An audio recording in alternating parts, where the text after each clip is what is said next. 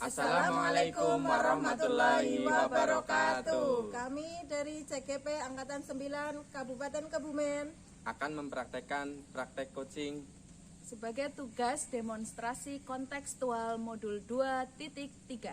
Selamat menyaksikan. Siklus 3. Peserta B sebagai supervisor diperankan oleh Ulsana Puji Lestari. Peserta C sebagai coach diperankan oleh Bapak Supriyadi. Peserta A sebagai coach diperankan oleh Marisa Aprianti. Oke, selamat siang Pak Supri. Selamat siang Bu Sana. Gimana kabarnya hari ini? Alhamdulillah baik Bu. Oke, hari ini akan melakukan coaching ya? Iya Bu, hari ini saya akan mempraktekkan kegiatan coaching. Oke, Pak Supri mau mempraktekkan coaching nanti dengan Bu Marisa. Saya ingin berdiskusi. Boleh ya Pak? Iya Bu, silakan Bu. Yang pertama saya ingin mendiskusikan mengenai rubrik penilaian coaching nanti. Iya. Ya. Yang pertama itu mengenai alur cerita.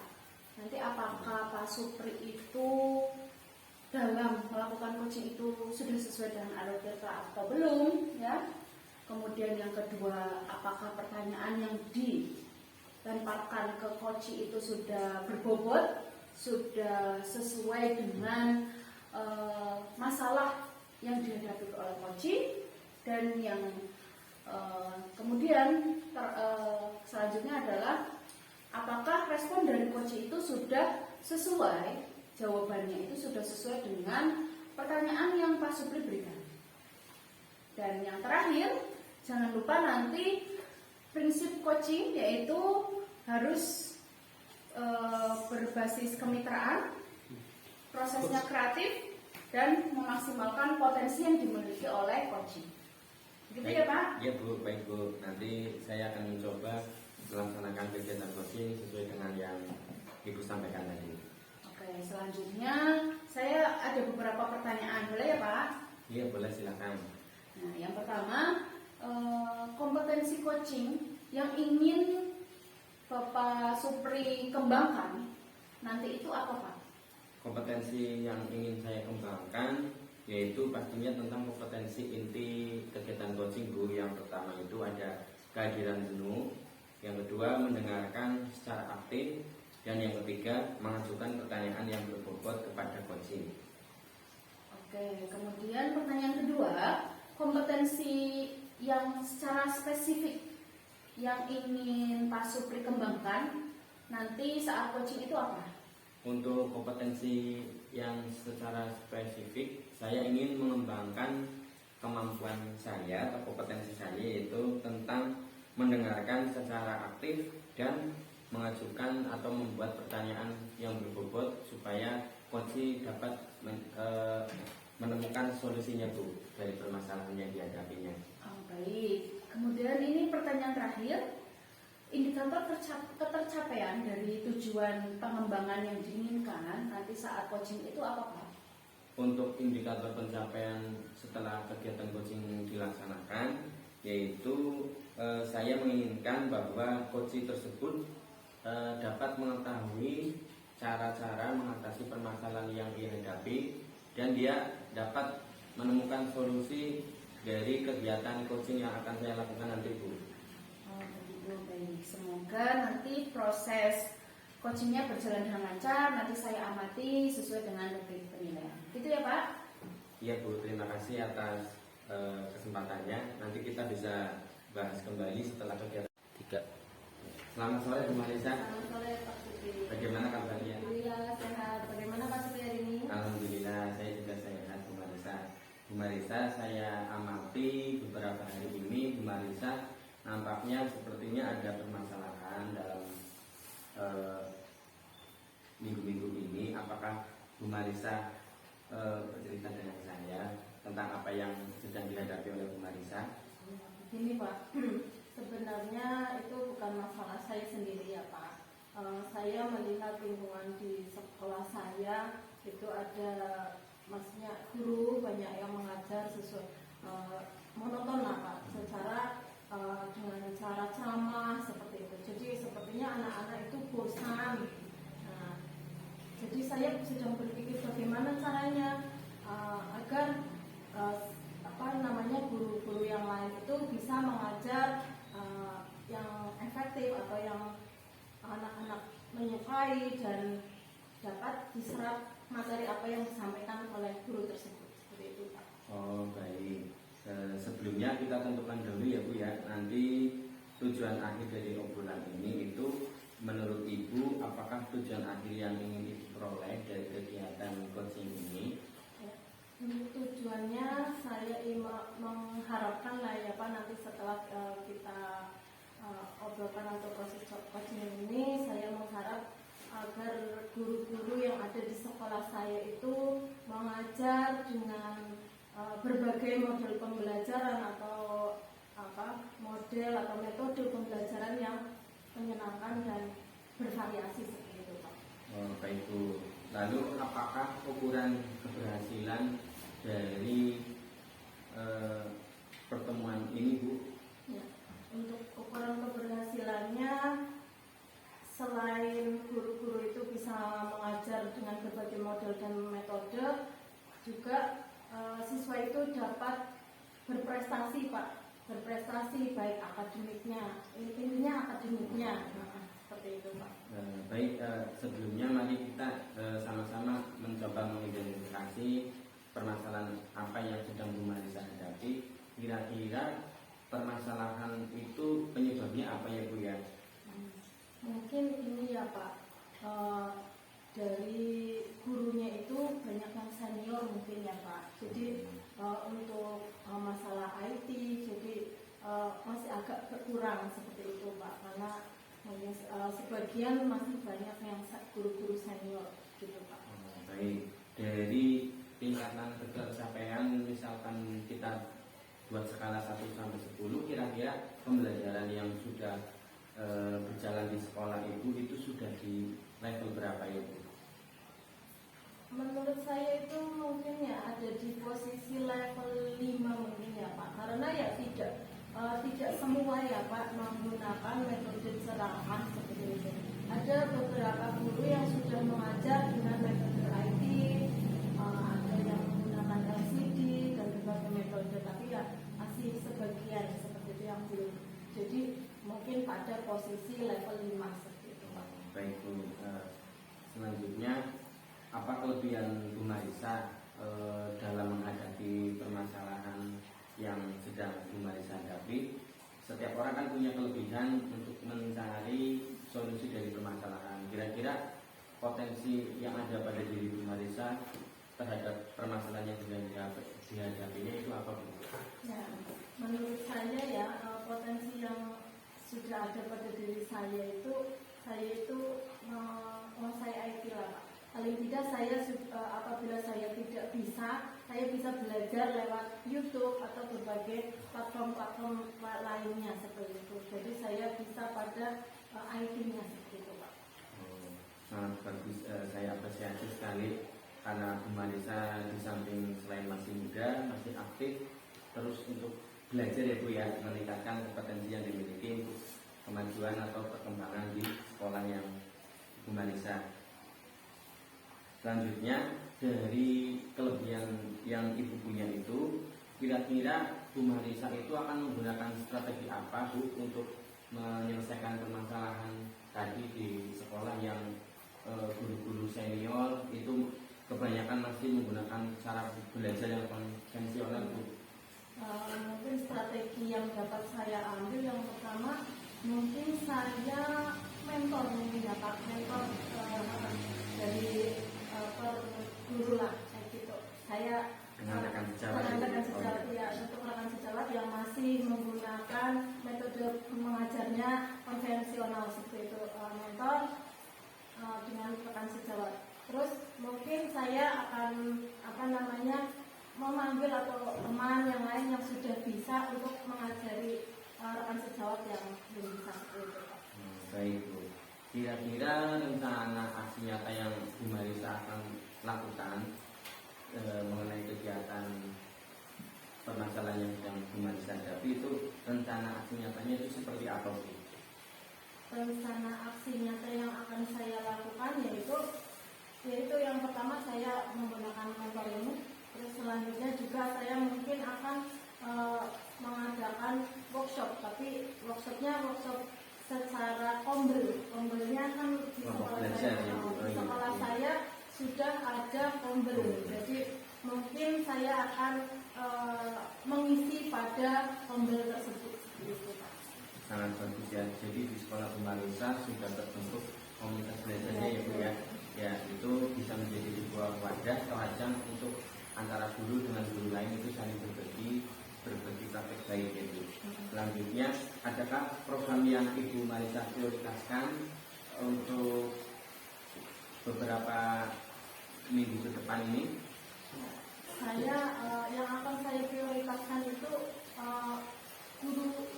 guru yang menggunakan metode mengajarnya konvensional agar bisa mengajar dengan berbagai metode lah.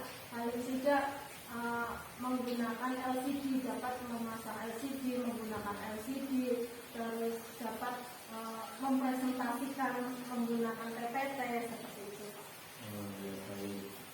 Lalu kira-kira Bu Marisa dalam menyusun rencana nyata, melaksanakan dan tindak lanjutnya itu kira-kira butuh waktu berapa lama itu dalam menyelesaikan semua yang direncanakan itu? Mungkin ya Pak, karena sekarang ini kan anak-anak masih ada semester sumatif. Mungkin nanti setelah selesai tes sumatif antara 1 minggu saya persiapkan untuk mentor dengan rekan sejawat. Saya siapkan untuk membuat PPT atau membuat modul ajar yang lebih bagus seperti itu Pak. Baik Bu, jadi Bu Marisa sangat baik sudah memanfaatkan waktu sebaik mungkin. Mungkin nanti di sela-sela anak-anak selesai mengerjakan penilaian sumatif kan ada juga waktu anak-anak tidak pelajaran ya Bu ya. Mungkin waktu itu bisa digunakan supaya bisa lebih efektif. Selanjutnya ukuran keberhasilan yang akan Ibu Marisa lakukan itu apa itu ya, kompetensi yang atau indikator pencapaian bahwa kegiatan yang Bu Marisa itu dapat dikatakan berhasil, itu ukurannya apa Bu? Indikator ketercapaian yang saya lakukan itu minimal ya Pak, saya dapat dari 6 guru yang masih mengajar secara konvensional, saya dapat 3 atau 4 guru yang dapat berubah cara proses mengajarnya. Berarti indikatornya yaitu bahwa guru yang melakukan pembelajaran konvensional itu bisa mengikuti perkembangan zaman ya Bu ya. Nah, mungkin setiap hal itu pasti kan ada hambatan ya Bu. Kira-kira Ibu sudah mengidentifikasi hambatan apa yang akan dihadapi atau mungkin apa yang kekurangan apa yang sehingga program yang akan dilaksanakan itu dapat terkendala Bu? Hambatannya mungkin dari ini ya Pak, dari guru tersebut. Mungkin guru tersebut kan sudah saya motivasi untuk proses belajarnya seperti ini, tapi dari diri sendirinya tidak mau untuk merubah, itu sebagai hambatan saya seperti itu Pak. Berarti hambatannya pada personal masing-masing guru ya Bu ya. Jadi mungkin ada tingkat kemauan belajar atau tidak. Ya. Selanjutnya dengan mengetahui hambatan itu nanti cara untuk mengatasinya bagaimana Bu? Ya mungkin untuk cara mengatasinya saya bekerja sama dengan kepala sekolah untuk memberikan pengertian, karena saat ini perkembangan zamannya sudah berbeda, tidak seperti tahun-tahun yang sebelumnya seperti itu. Soalnya juga berbeda latarnya seperti itu. Ya, tadi Ibu menyampaikan bahwa akan berkoordinasi atau berkolaborasi dengan kepala sekolah ya Bu ya. Selain kepala sekolah, lalu siapa lagi Bu yang mungkin bisa membantu Ibu menyelesaikan permasalahan yang sedang Ibu hadapi?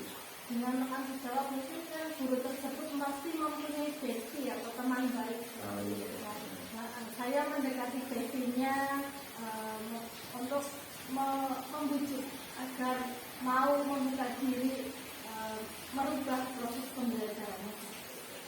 Baik Bu, sangat baik sekali rencana yang Bu Marisa lakukan ini.